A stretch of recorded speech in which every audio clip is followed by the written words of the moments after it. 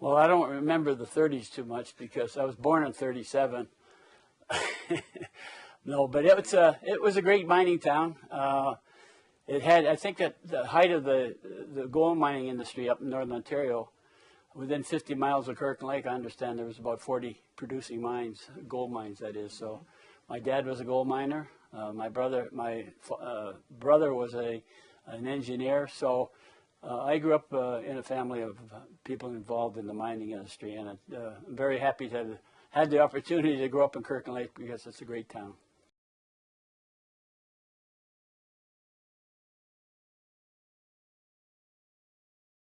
Well, I was what they call a rink rat. After high school, the day was over, I had to get down to the arena to scrape the ice. And my heroes in those days were the guys who worked down there, scraped the ice all the time because they were the town's best skaters. So I knew if I wanted to learn how to skate properly, proper form, proper stride, so on, I would have to watch these guys and try to follow them on the ice with pushing a big scraper full of snow. And I think that's where I learned to skate the best. And like I say, there's some of my heroes were the rink rats, the guys who were a little older than me at the time, 16, 17 years old, who by far were the best skaters in town.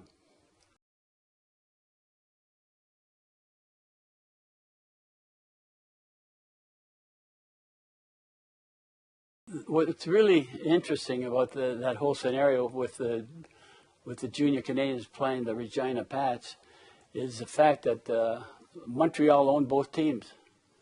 And on our team in Ottawa Hall, we had players like Bobby Russo, Gilles Tremblay, Bruce Gamble, J.C. Tremblay. And Regina, on the other hand, had guys like Bill Hickey, Red Berenson, Murray Balfour was the year before. But there was 8 or 9 players on the two teams that came off the lineups for the two teams, and what's really a lot of people thought was amazing was 8 or 9 of those players would have been drafted in the first round of 10. So it was Montreal owned both teams, so you can see why they had good teams during those days.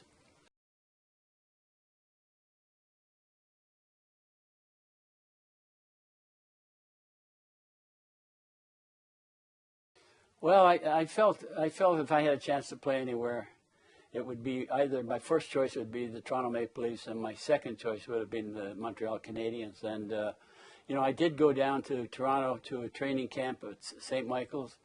I was offered an opportunity to stay there and to play there, but I signed a C form with the Montreal Canadiens. Kenny Reardon came to my house, and he had. He said he had some money for me if I would sign with the Montreal Canadiens, and he took out 5 $100 bills and sort of waved them in my face. He says, "You signed this contract." He says, "You'll belong to the junior Canadiens, and you can have this money when this meeting is over." And little did I know at the time, Kenny tells it later on, but he said he had another $500 in his other pocket, and he was willing to go up to $1,000 to sign me, but I ended up with $500.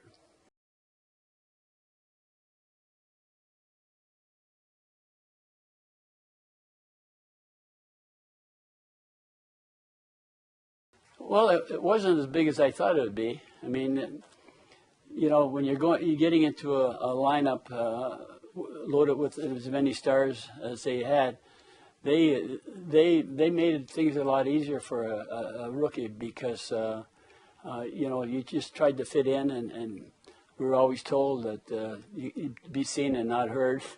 They didn't believe, the players didn't believe, the veterans didn't believe in the rookie having too much to say, but it was quite an experience. And as you know, the Canadiens in 59, 60 was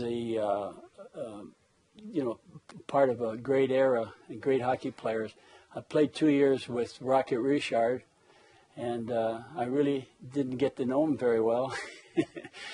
He didn't talk to the rookies too much, but we all respected him, and he was a tremendous talent.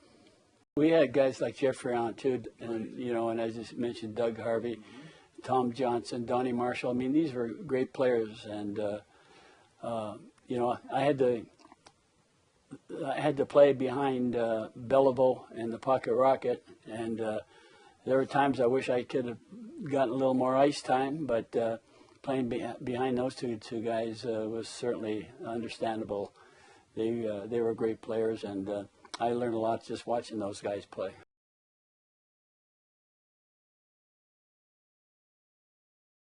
Well, Scotty was, when we won the Memorial Cup, Scotty was an assistant coach. The head coach was Sam Pollock. But Scotty was a big influence in my hockey career, as was Sam Pollock. And he demanded perfection. You know, there was no kidding around when you got on the ice playing for Sam Pollock or Scotty Bowman. It was real. They exercised an opinion that if you can't give 100%, don't come to the rink.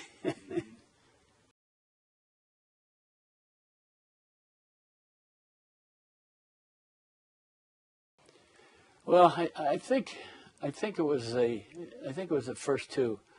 I'd come off a junior hockey career by you know, being captain of a Memorial Cup team, and then the first 2 years with the Montreal Canadiens, playing with, you know, guys like Rocket Richard. I felt that those first 3 years combined were really a highlight of my career and anybody's career. You know, I was very fortunate to win a Memorial Cup, but very fortunate to win a Stanley Cup and played with such outstanding players.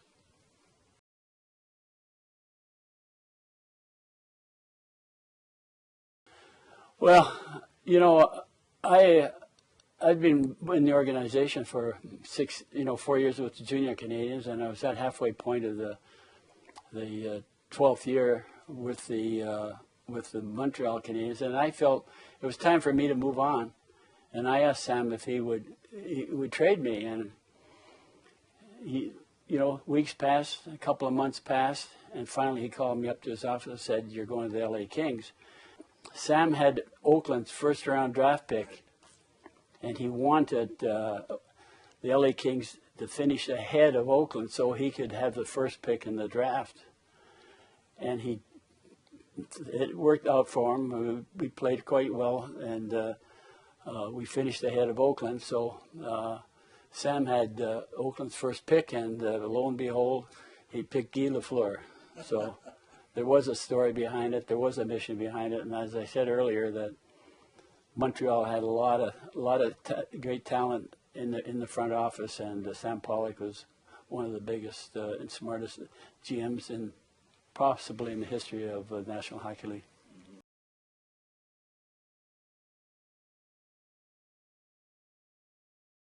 Well, you know, when we went from 6 teams to 12 teams, I think a lot of us felt that the competition was going to make it a lot easier on us than it actually was, because we found out rather quickly that those 6 new expansion teams were good hockey teams.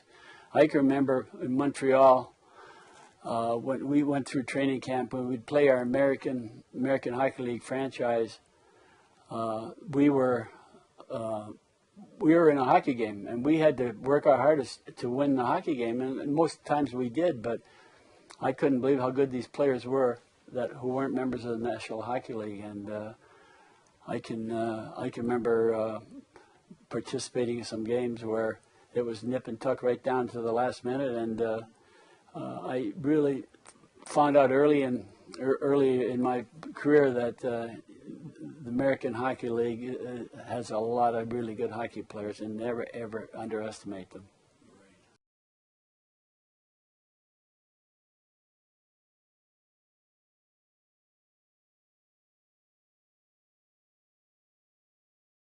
Well, I think the biggest highlight was the fact that I was playing on the line with Gordie Howe. I mean, I think any kid growing up in Canada, anybody who understood hockey would appreciate the fact that here we are going to play 8 games, 4 in Canada, 4 in Russia, and I was going to have the big guy on the right wing, and he he was a great hockey player to play with. On left wing was Mark Howe, his youngest son, who was, I believe, is in the Hall of Fame right now. So it was a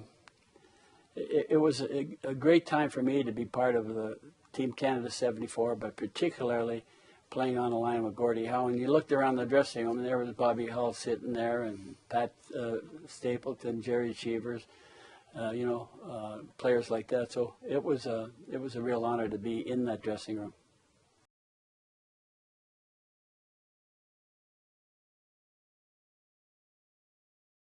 Well, that's a whole nother story. I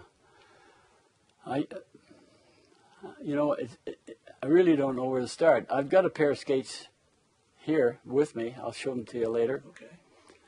And I felt that if I wanted to stay in good shape in the off season, I needed a good training device. And a friend of mine who lived in Los Angeles, originally from Montreal, we came up with the idea that if we put 4 wheels in tandem, one behind the other, we could probably simulate an ice skating technique. And so we worked hard at it.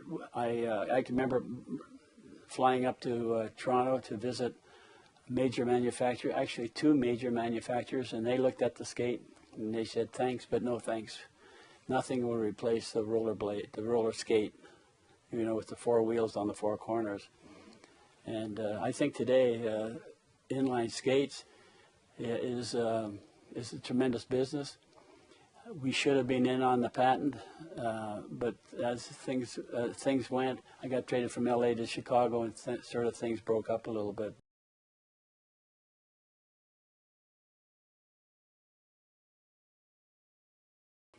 Well, I tell people I never worked a day in my life, Greatest job in the world. Greatest job in the world, and I still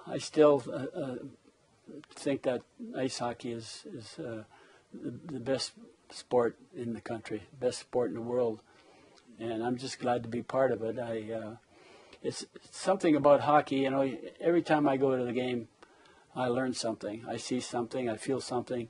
There's something happening on the ice that I'm not quite sure what it was, and I want to make sure that I get a good handle on it and keep learning, because I think to be a good hockey administrator, you have to have that type of attitude where you're trying to establish a good learning curve. And every game I go to, I'm looking for things that I hadn't seen before, or things that have happened on the ice, just about every aspect of the game. And that for me is a lot of fun.